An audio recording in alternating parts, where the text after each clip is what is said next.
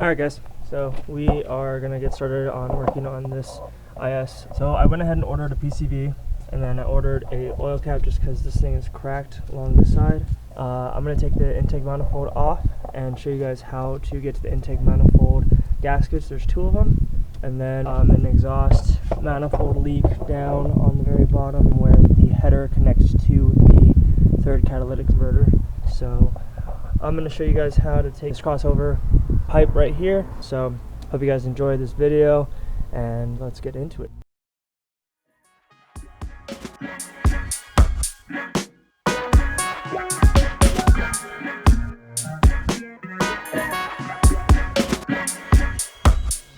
Search everywhere.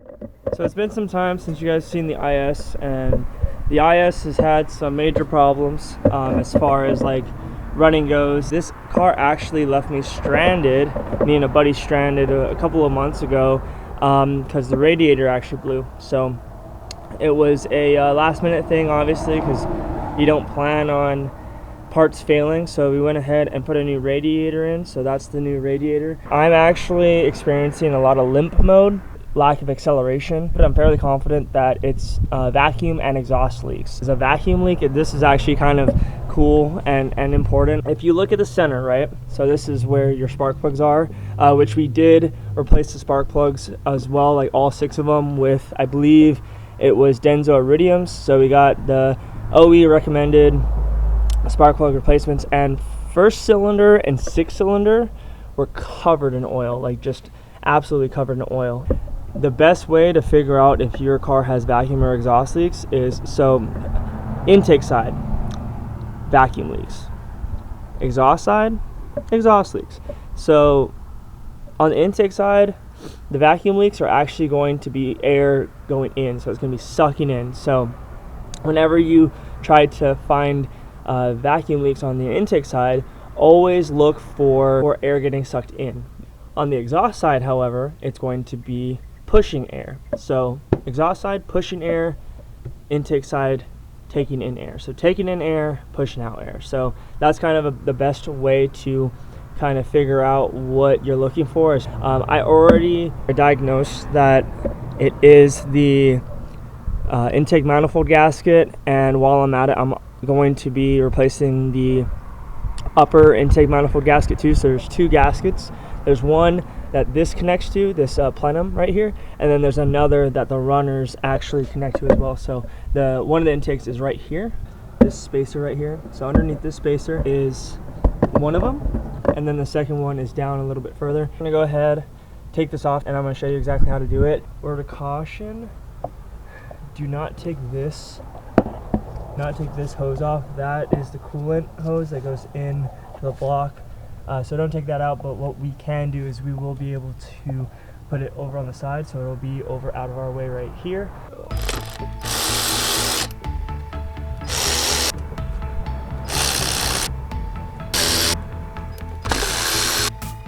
And then this whole bracket will come off like so.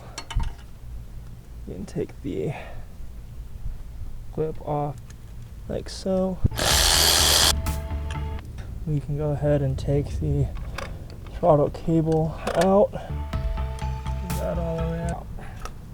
Yeah, that thing is, well, still good, because you can hear the ball in there isn't caked up, but that bushing is definitely seen better days.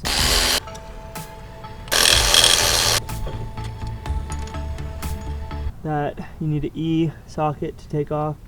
So it's going to actually be an E7.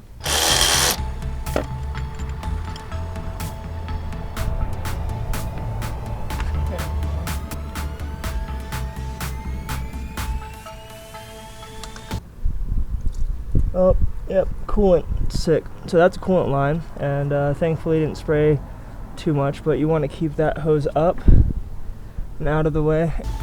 Moved it, so this can just go like that. What will come out, just letting you know, but try to make sure the coolant doesn't go everywhere. We got lucky on that one.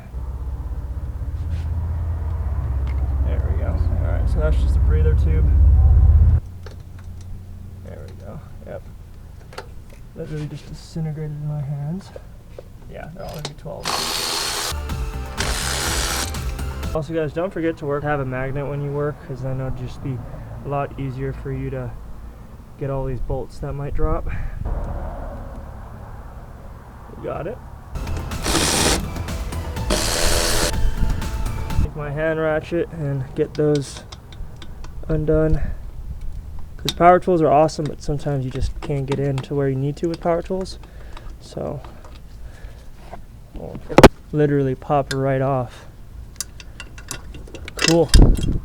Alright, so this is the upper manifold. So we unfortunately have to dive a little bit deeper to get to the intake manifold that's below this one. So I'm seeing that the injectors are definitely gonna have to come out, and some other things have to come out. So that's gonna be fun, because I know for a fact that it's not actually leaking from this manifold, it's leaking from the inside one. So this one has to come out, the fuel rail has to come out, but no fuel. I mean, maybe some residual fuels in here, but it's not actual fuel pressure, so we should be all right.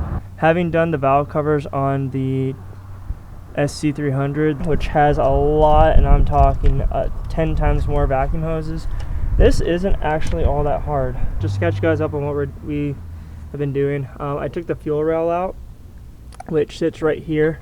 There is a fuel pressure line right here. So I have this baggie, and this baggie has all the injectors labeled, each one of them with some tape. I'm hoping that it stays on.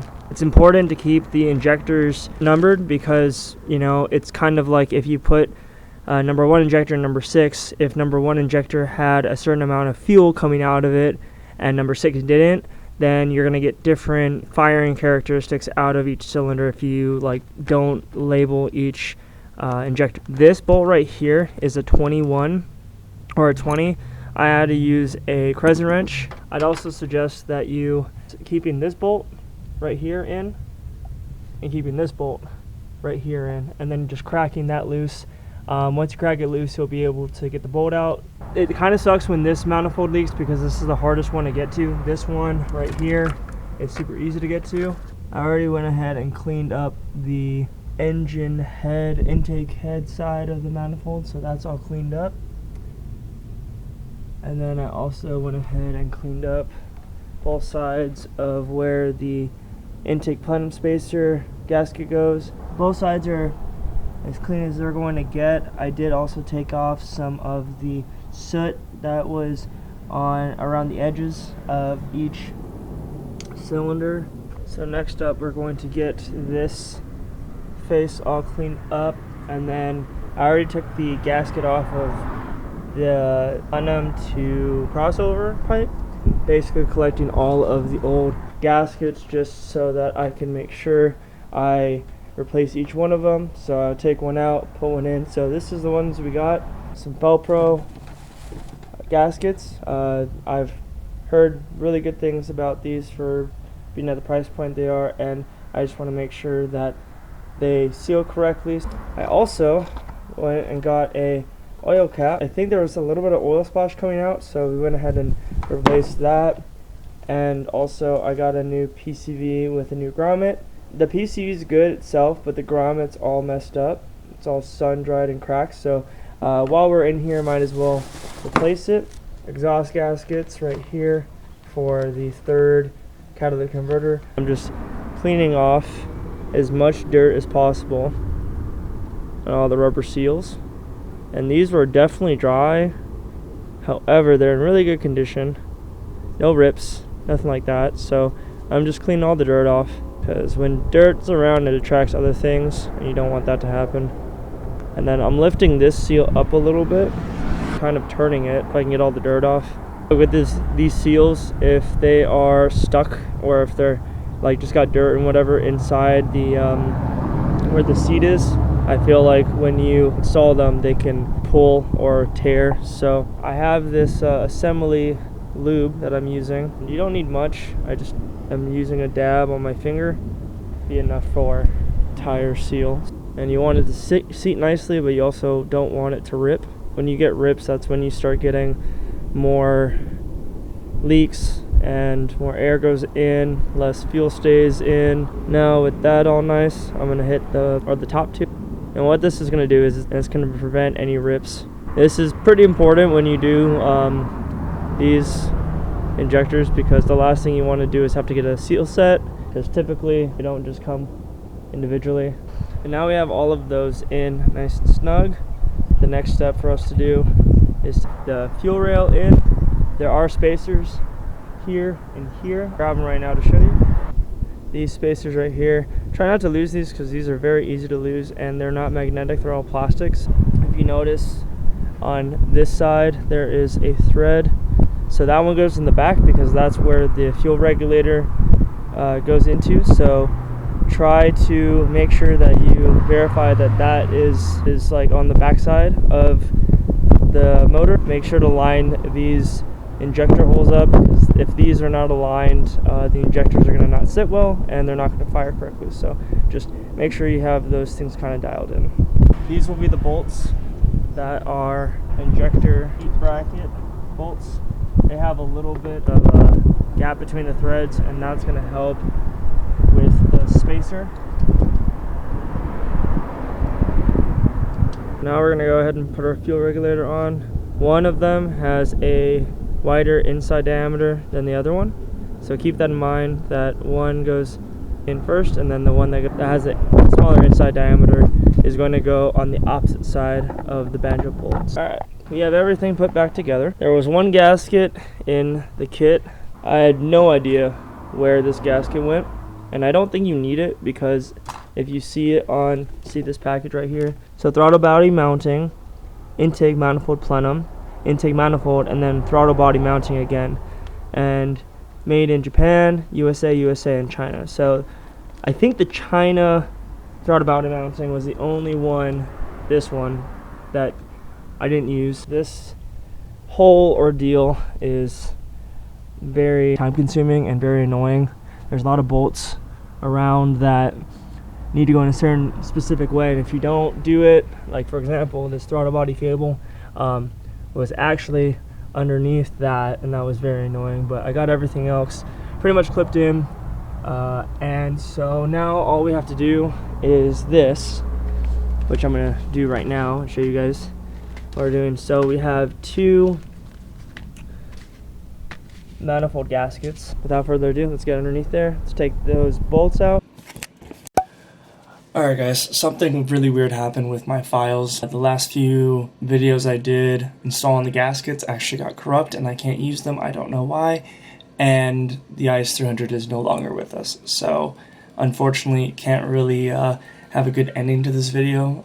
But what I will say is what I ended up doing is the third catalytic converter that I had on the IS when this clip ended had an exhaust leak where I actually tried to take a grinder to smooth something out, and because I did that, it had an exhaust leak from where I grinded it out. I luckily had another third catalytic converter that a friend of mine gave me, because he went full aftermarket exhaust and gave me the stock one, so I threw that one on and it completely fixed the exhaust manifold leaks. So super happy about that. I don't have any footage and I'm super bummed about that, but car ran perfectly, it shifted perfectly, all the problems actually went away. Selling this car, it was bittersweet because I really wanted to do a lot of cool things with this car. I still have parts for it that I still have just lying around. Getting money for this car is actually going to help,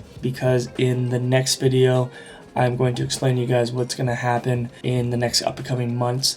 It's really going to explain everything that's going to be going on. I'm excited but nervous because there's a lot of changes that are happening, but it's all going to be for the better. The VVTI engines, which are way easier to work on than the non-VVTI engine. This engine has so much potential. I think the VVTI engines, when modified correctly, can just put you to the numbers of where the GTE engines are. The VVTI engines are closer to the GTE engines as far as performance wise goes, because all I have to do is a couple little things to the VVTI GE motors to make them have the same characteristics as either GT motors, because they have the coil on plug, they have no EPA or no vacuum hoses at all, so it's just very simple and easy to put a front-facing intake manifold onto the engine and just go crazy with it. So definitely loving the VVTI engines more. I'm going to start doing some